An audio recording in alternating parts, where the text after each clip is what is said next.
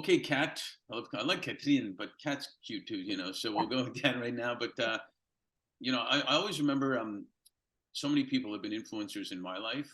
Sometimes it's in a minute, just right time, right place. Sometimes it's a whole time. And one of my favorites when people ask me to speak is my grandfather, who my grandparents were from Kiev, my mother was from Kiev, and they came and when I was about 5 or 6, he used to take me for walks in the park. And I used to ask him, I said, Zeta, I call him Zeta, how do you know all these people? And he said, well, one day I just smiled at one, and then they smiled back at me. And then they started talking to me. So I talked to them. And then another person smiled, and so on. And it was so basic.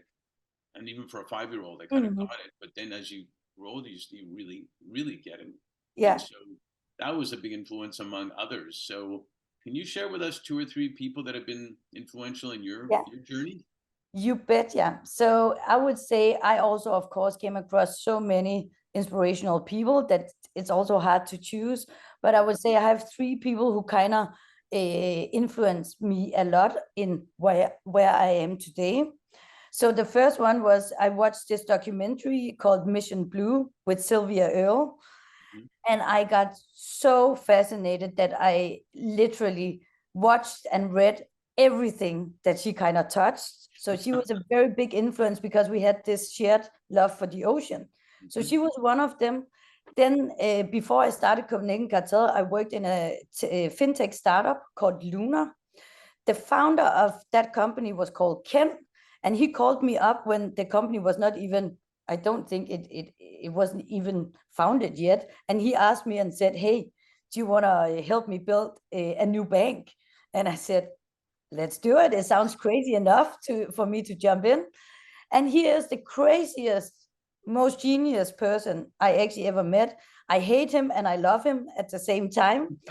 He's probably been the person I fought with the most, but he's also been the person who shaped me the most. And I think that one thing he really helped me shape is my stamina in creating something. So one thing is actually just getting the idea, but how do you go from idea to actually creating it?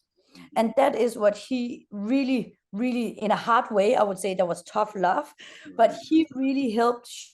And so, wait, my Siri. And so many times looking back in situations in Copenhagen Cartel, I actually think of him. And I will send him this podcast because he will probably be very surprised that I give it up for him, because we also had a lot of differences in our way of thinking and doing business. But he really helped shape my kind of startup mentality. And the last person I want to say inspired me a lot is actually my now husband. We just got married, Morten. He is also an entrepreneur. He started up his own company, and we kind of did it at the same time, and we did it very differently. So the thing is that I can kind of look at him always seeing like, what did he do? And he has a completely different approach into starting a business. And that gave me a lot of nuances in the way I'm doing my business. And he's also the one who can kind of feel me when I can't feel myself. So sometimes you work so much that you actually kind of lose grip of reality. And he's always the one who kind of pulls me back into reality again. And it inspires me the way he does it, with a lot of love and compassion. And I think that those three people are a very big influence in how Copenhagen Cartel actually came about today.